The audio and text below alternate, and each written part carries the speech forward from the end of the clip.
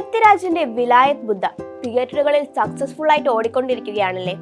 ജിയ ഇന്ദുഗോപന്റെ വിലായത് ബുദ്ധ എന്ന അതേ പേരിലുള്ള ഒരു നോവലാണ് ഈ സിനിമ. അല്ല, എന്താണ് ഈ വിലായത് ബുദ്ധയുടെ അർത്ഥമെന്ന് നിങ്ങൾക്കറിയോ? നോവൽ വായിച്ചവർക്ക് അറിയാമായിരിക്കുമല്ലേ? അറിയാത്തവർക്ക് വേണ്ടി പറയാം. ലോകത്തിലെ ശുദ്ധമായ നല്ല എ ക്ലാസ് ചന്ദനമരം, റയർ വൺ, ചന്ദനക്കൊള്ളക്കാരുടെ സ്വപ്നമരം, അതാണ് ഈ വിലായത് ബുദ്ധ. ഇനി ഇതിന് എങ്ങനെയാണ് ഈ പേര് വന്നതെന്ന് പറയട്ടെ. വിലായത് എന്നാൽ ബിലാത്തി, അതായത് ഇംഗ്ലണ്ട്. വിദേശത്തേക്ക് എക്സ്പോർട്ട് ക്വാളിറ്റി ഉള്ളതെന്നാണ് ഇതിന്റെ ഉദ്ദേശം. പിന്നെ ഇതിനൊപ്പം ബുദ്ധന്റെ പേര് ചേർക്കുന്നതിലും ഒരു വലിയ ഹിസ്റ്ററി ഉണ്ട്. വളവും ചെരിവുമില്ലാതെ ബുദ്ധനെ പൂർണ്ണമായി ഉണ്ടാക്കാൻ കഴിയുന്ന മരം എന്ന നിലയ്ക്കാണ് വിലായത്തിന്റെ കൂടെ ബുദ്ധനെ കൂടെ ചേർക്കുന്നത്. ഇത് വളരെ ബേസിക് ആയിട്ടുള്ള കാര്യമാണ് കേട്ടോ. ഡീറ്റെയിൽഡ് വേർഷനാണ് ഇപ്പോൾ തിയേറ്ററുകളിൽ ഓടിക്കൊണ്ടിരിക്കുന്നത്. അപ്പോൾ സിനിമ ആരും മിസ്സാക്കേണ്ട, മസ്റ്റ് വാച്ച് ആണ്.